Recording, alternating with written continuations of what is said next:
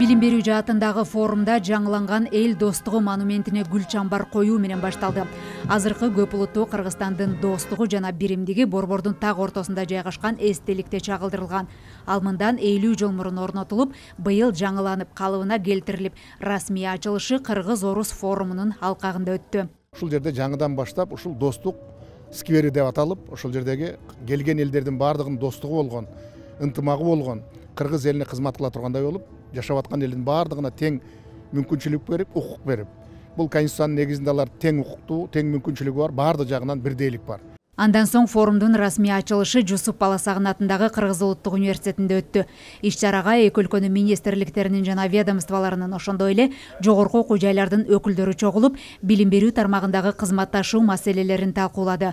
Форум Кыргызстан менен Орусиянын улуттук өнүгүү стратегиясын колдоого багытталган. Ген комбинаттарын бардыгын куруп, ошону иштетиш үчүн бизге миңдеген, он миңдеген жогорку сапаттагы адистер керек. Ошол адистерди азыркы учурда Россия Федерациясы, булардын эң белгилүү университеттери бизге жардамга келип, жаңыдан кайра жаралуу биздин жогорку билимдин ушул форумду мен дагы өтө чоң мааниге ээ экенин дагы бир жолу баса белгилейм. У нас уже есть целая линейка проектов. Форум абдан жогорку деңгээлде башталды. Билим берүү жаатында тажрыйба алмашууда Орусия дайыма Кыргызстан менен кызматташууга даяр. Жогорку окуу жайлардан сырткары өлкөдө 9 заманбап орто мектеп куруу багытында да пландар ишке ашууда. Форумдун алкагында Орусиянын жогорку окуу жайларынын көргөзмөсү да өттү. Анда 40тан ашык алдыңкы университеттердин өкүлдөрү кабыл алуу жана окуу шарттары тууралуу маалымат беришти.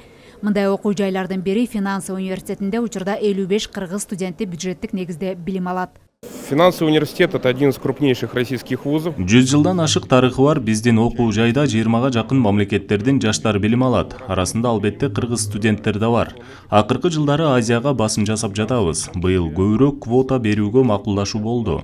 Алар эң заманбап IT технология, финансылык башкаруу жана башка багыттар боюнча жогорку билимге ээ болушат.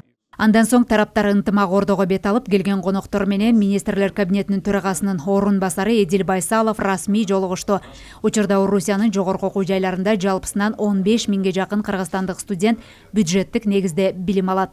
2025 жылга Орусия өкмөтү Кыргызстандын жарандары үчүн 700 квоталык орун бөлгөн. Мында сырткары миңдеген мекендештер келишимдик негизде Орусиянын алдыңкы университеттеринде окушат.